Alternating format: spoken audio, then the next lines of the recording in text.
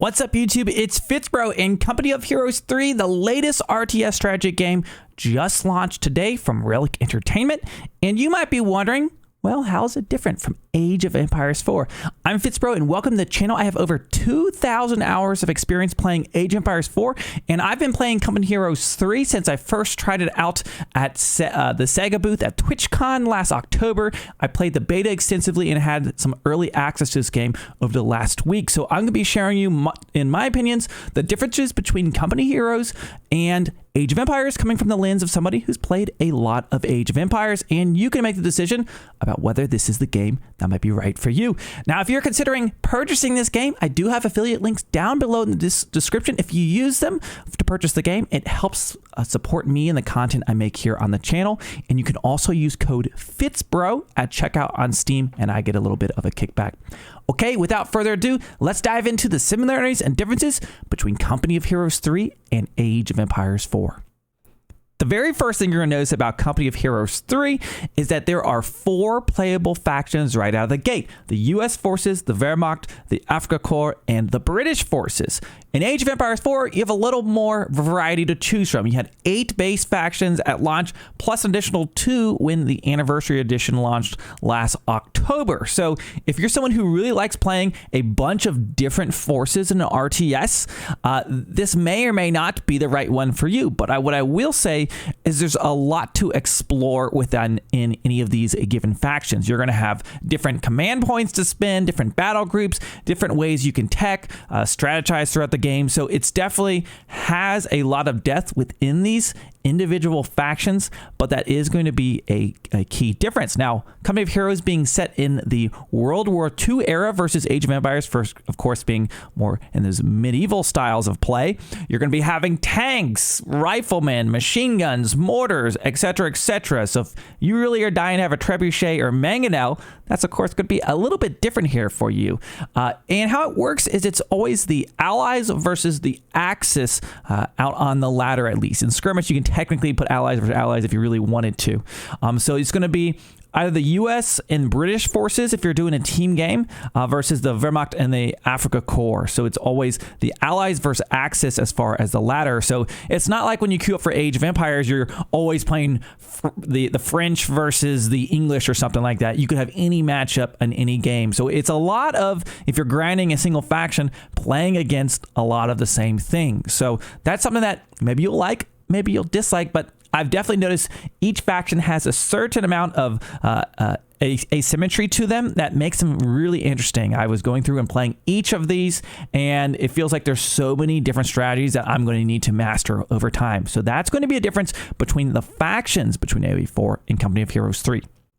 Let's talk about the maps. So in Company of Heroes 3, all of these maps are completely static. That means when you see your resources, they're going to be in the exact same spot every single time because you're capturing these different capture points. There might be a certain building or a hill you like to hide behind, and that's basically going to be the same every time. You might enjoy that. You can learn how to play the maps and the strategies about which points to take, and it's going to definitely influence your strategic decisions.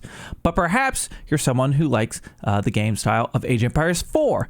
In AOE4, the maps are procedurally generated, meaning in any given game, you could have a different resource distribution. Now, there's certain rules around how those resources are generated, but it's not as predictable, of course, as a completely static map set. You could say this is almost more similar to a game maybe like StarCraft 2, where the resources can be in the same place every single time. A key difference between Company of Heroes and Age of Empires is going to be the resource system and how you generate those said resources. In Company of Heroes, you have manpower that's going to be used for training your troops, spending on some other things as well, munitions, fuel, and population cap.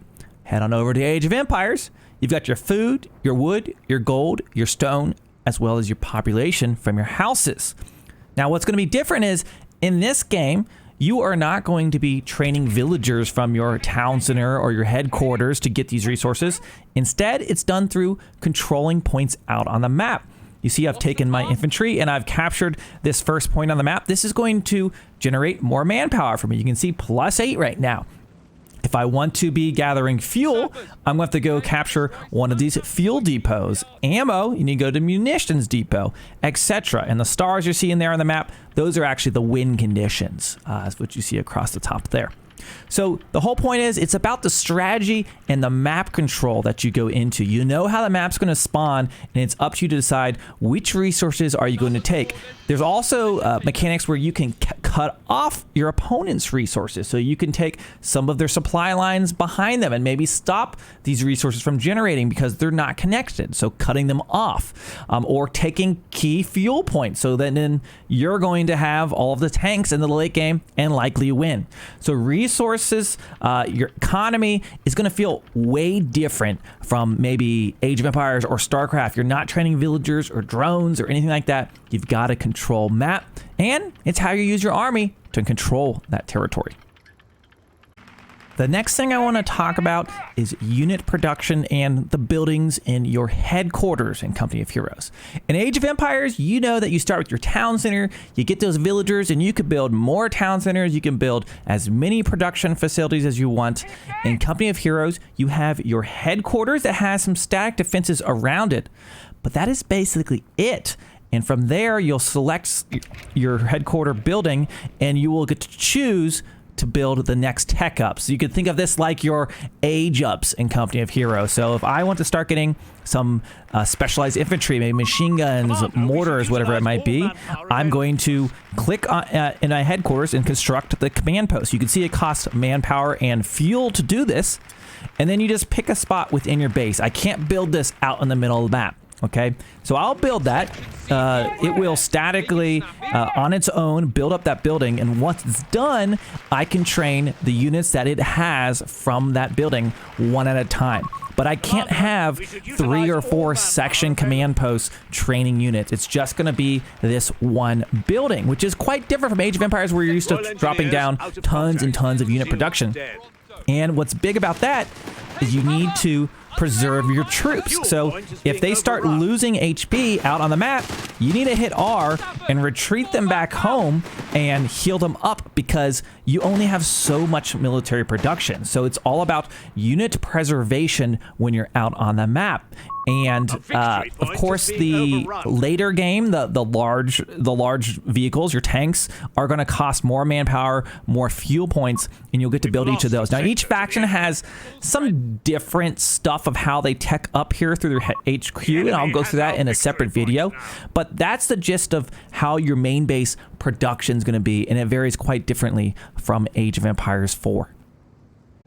Now, we talked about that unit preservation you've got to do in Company of Heroes. How that's going to work is you're going to retreat to your main base, and different factions have different ways of healing or replenishing their forces. For the US, you build a field infirmary, which is a building that's going to cost some resources. And then when your units are nearby, they're able to heal up. You're able to reinforce if you lose any of your character models. There's also ways you can make vehicles, such as some of the lighter ones that can heal out on the map. So perhaps you don't want to retreat all the way back. You just want to retreat manually your troops to here, and you want to heal up. You can do that as well. But this is going to cost you. So there you see right now, this unit is healing up. I'm going to turn it on to auto reinforce. It is off by default. And when I do this, the reinforce will actually add those additional character models if you see one of these guys go down. And when you do this, it's going to cost you resources. Now, you're barely going to notice here right now because I only have one unit.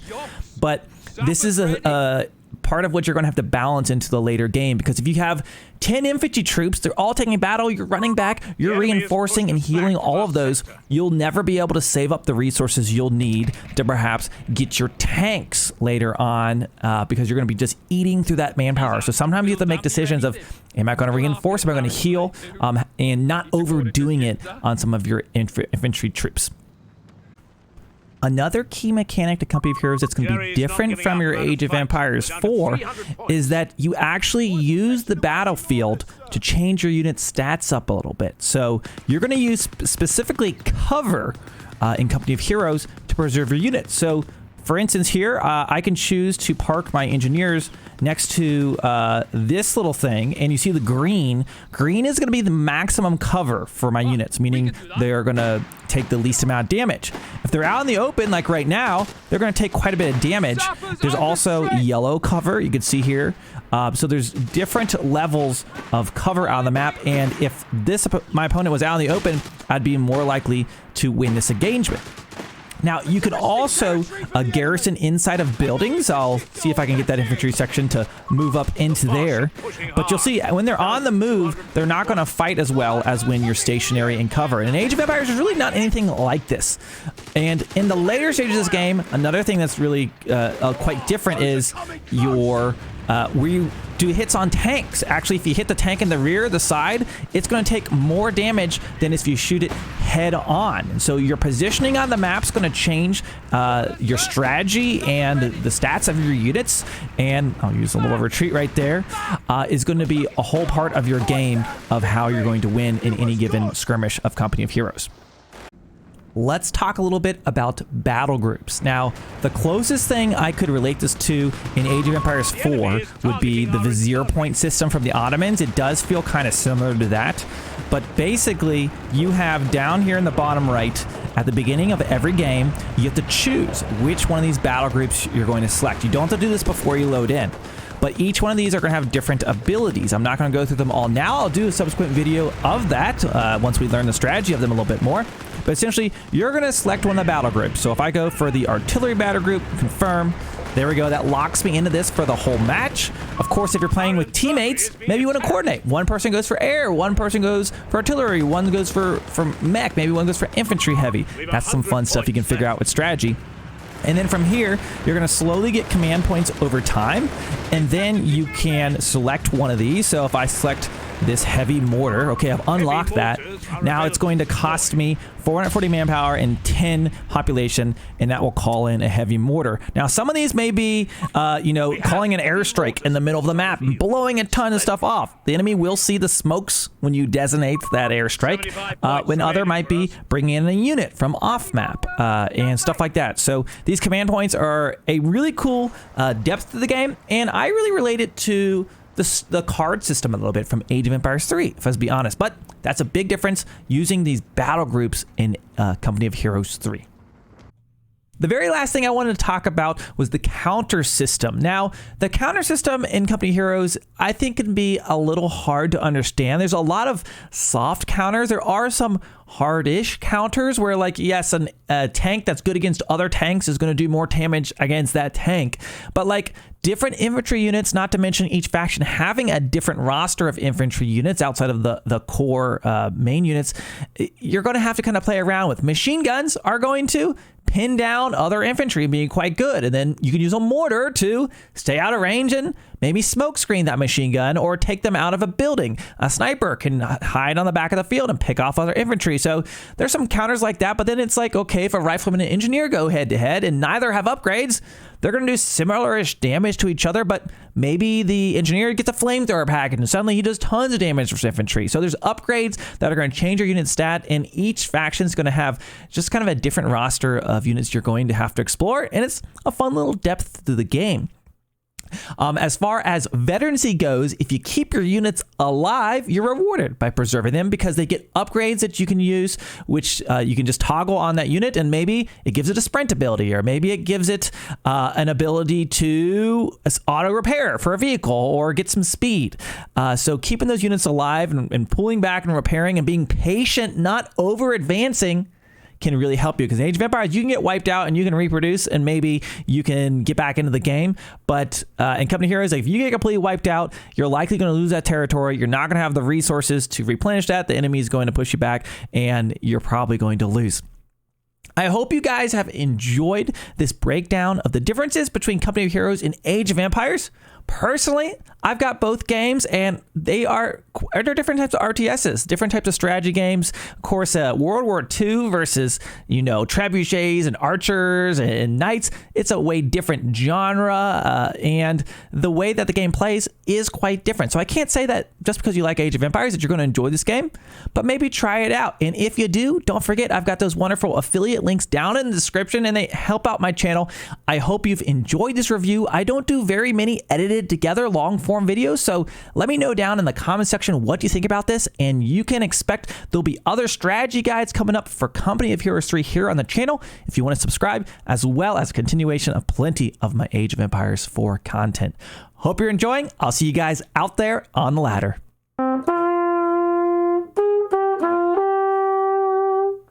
Oh, you're still here. Well, I just might have a few Company of Heroes 3 giveaway keys that I will be giving away live on my Twitch channel during my next stream, twitch.tv/FitzBro. Hope to see you there.